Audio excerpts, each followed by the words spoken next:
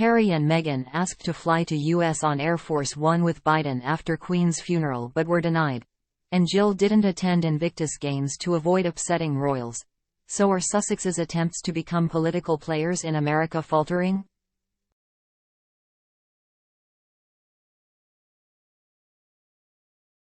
Prince Harry and Meghan Markle wanted to ride back to the United States on Air Force One after the Queen's funeral. But the request was denied by the White House in case it caused a commotion, sources have revealed to Daily Mail.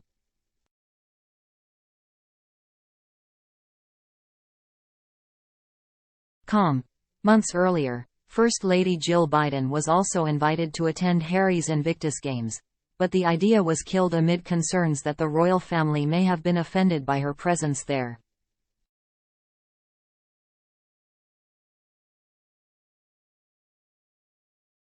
Both the failed initiatives are understood to have been part of a campaign by the Sussexes to gain political influence in the U.S. as they settled into life in California.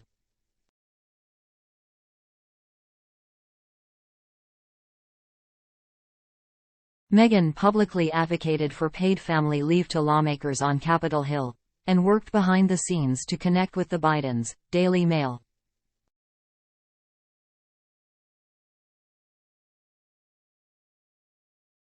Discovered from speaking to many current and former officials in the Biden administration and in the British government.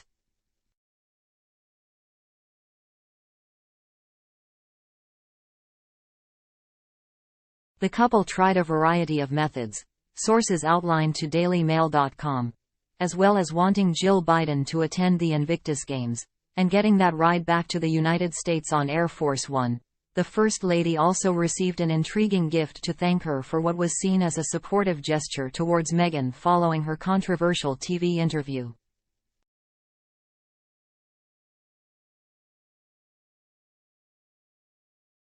The couple, who had been critical of members of the royal family during their interview with Oprah Winfrey and in Prince Harry's memoir Spare, had tense relations with the royal family when the Queen died.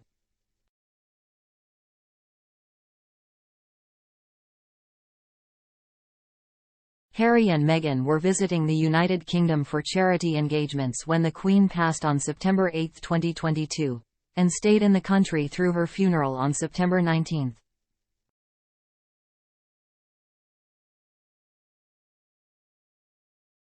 In the lead-up to the memorial service, Harry and Meghan were disinvited from a pre-funeral reception at Buckingham Palace, where King Charles and Queen Camilla welcomed foreign royals and world leaders, including Joe and Jill Biden.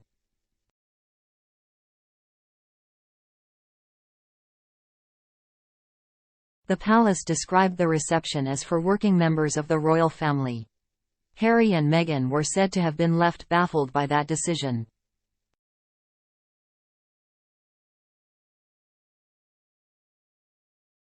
Amid all of this, their staff reached out to the White House to ask if the couple could get a ride back to the United States on Air Force One.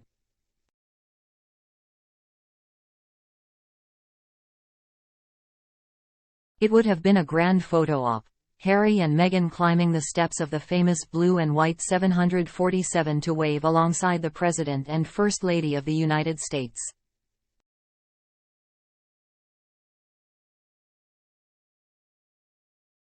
But it was an immediate no from the Americans. Sources with knowledge of the decision said there was barely any discussion on the issue, just a general agreement that the request was a non-starter.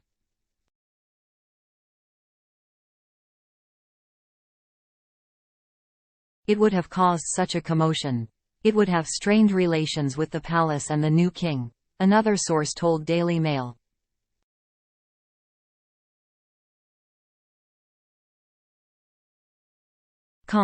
The White House and Buckingham Palace both declined to comment for this story.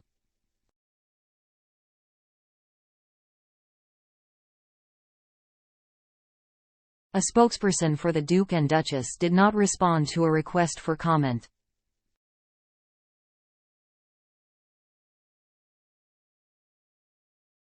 The Bidens can invite whoever they want to ride on Air Force One. But there would have been questions on who would pay for the Duke and Duchess to be passengers on the plane.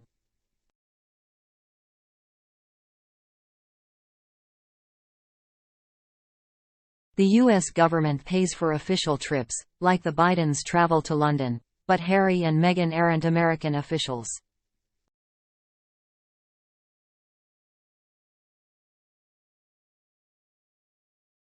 President Biden pays for his children and grandchildren to ride the plane.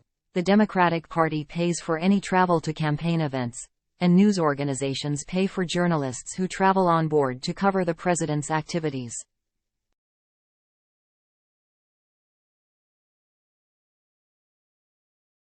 There had been other attempts by the Sussexes to join forces with the Bidens. A central point of their outreach was the Invictus Games, held in The Hague in the Netherlands in April 2022.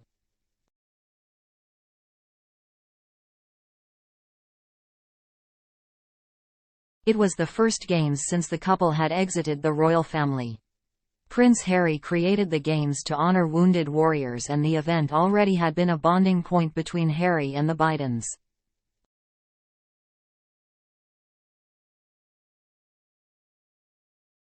Both Bidens attended the Games when they were held in Canada in 2017. And Jill Biden attended the 2016 Games in Florida.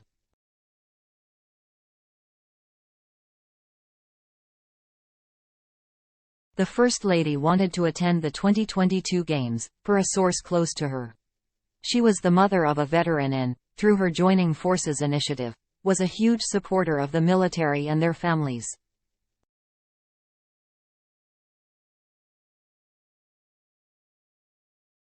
And she shared her love of the armed forces with Harry, a veteran of Afghanistan.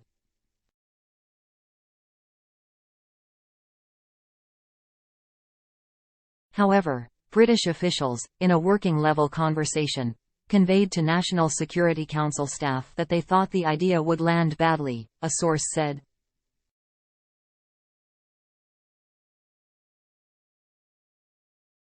She wanted to go. A person familiar with the event told DailyMail.com of the First Lady, but noted the East Wing was concerned the palace could be hurt if she attended.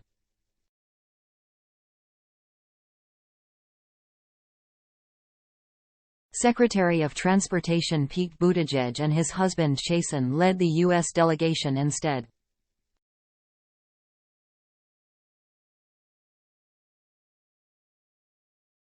At that point, the Duke and Duchess were seen as individuals and not holding any official state standing, given their exit from the royal family.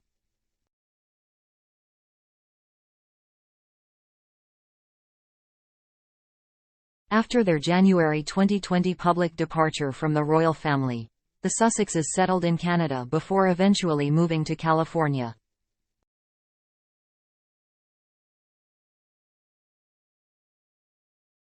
However, they appeared to struggle to find their footing in their post-palace life and tried on many hats as they searched for a new role that would suit their desire to make a difference while becoming financially independent.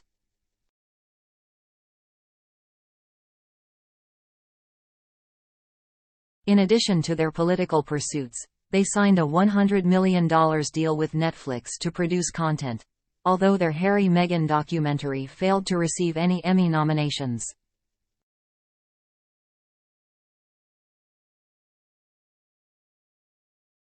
They signed and lost a $20 million deal with Spotify that saw Meghan's Archetypes podcast cancelled after one season.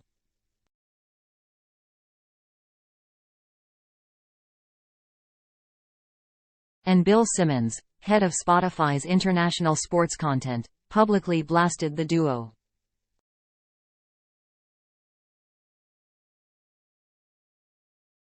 I wish I had been involved in the Meghan and Harry leave Spotify negotiation. The F******ing grifters, that's the podcast we should have launched with them, Simmons said on his Bill Simmons podcast.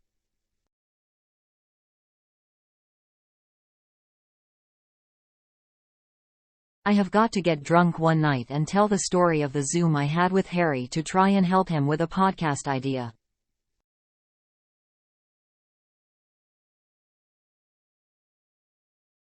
It's one of my best stories. Them. The grifters, Harry and Meghan, meanwhile, are said to blame their situation on bad luck, world events and unfortunate timing, including the onset of the COVID pandemic and the fact their interview with Oprah was shortly followed by the death of Queen Elizabeth's husband Prince Philip.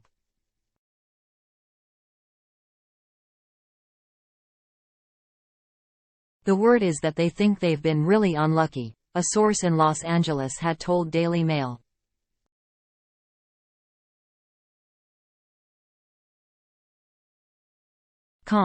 But it's believed the Sussexes saw the Bidens as an ally in their attempt to establish their brand post-Megxit and as they sought to find footing in the United States.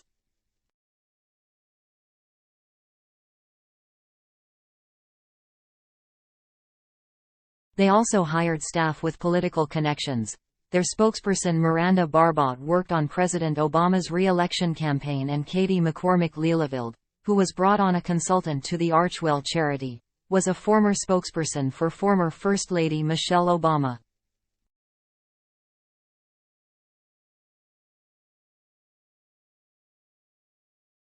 And, after the Sussexes' now infamous Oprah interview, their fans seem to agree that the Bidens were sympathetic to Meghan and Harry.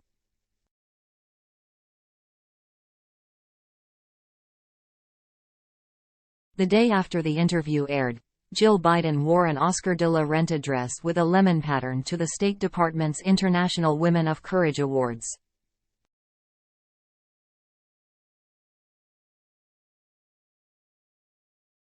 It was similar to an Oscar de la Renta dress Meghan had worn a month before. Twitter saw Jill's outfit as a subtle nod of support to Team Sussex.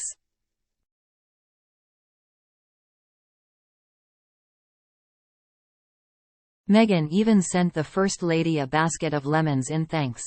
Harry did manage to connect with Jill Biden for one solo event.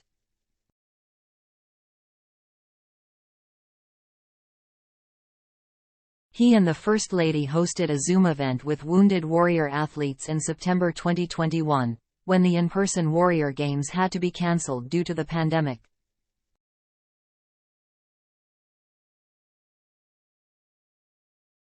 The two had been scheduled to attend the Games together but, because of the pandemic, made it an online gathering instead.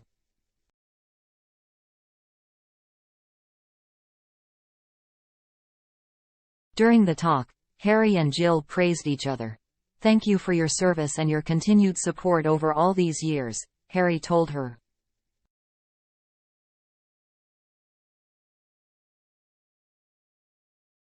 "It's been fantastic to see you in action in various parts of the world, giving everything that you've got to so many people, to not just those who wear the uniform but to the families as well.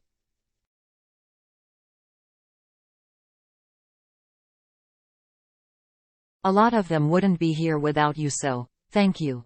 Biden, in return, thanked the Duke for dedicating himself to lifting up service members from around the globe.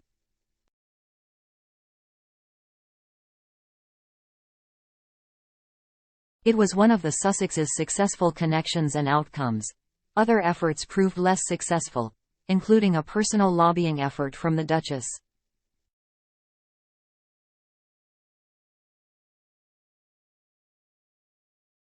Meghan, in November 2021, reached out to Republican Senators Shelley Moore Capito and Susan Collins to advocate for paid family leave to be included in the Democrats' social spending bill.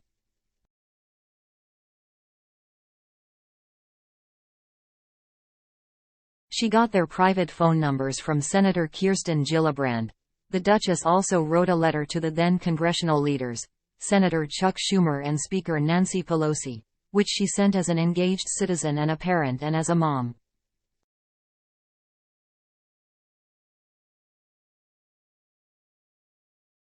She wrote, "If we're going to create a new era of family-first policies, let's make sure that includes a strong paid leave program for every American that's guaranteed, accessible, and encouraged without stigma or penalty."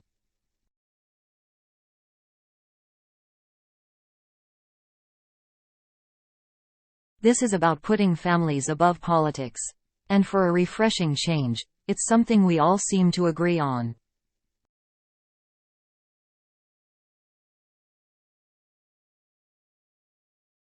At a point when everything feels so divisive, let this be a shared goal that unites us, she added.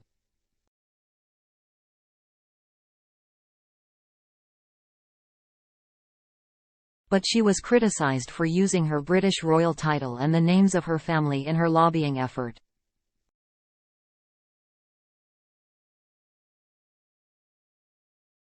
On behalf of my family, Archie and Lily and Harry, I thank you for considering this letter, and on behalf of all families, I ask you to ensure this consequential moment is not lost, Meghan concluded.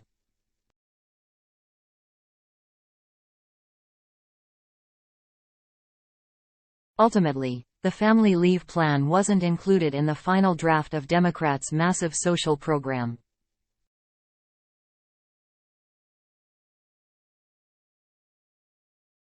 But New York Senator Gillibrand plans to reintroduce the Family Act, a bill that would guarantee 12 weeks of paid family leave.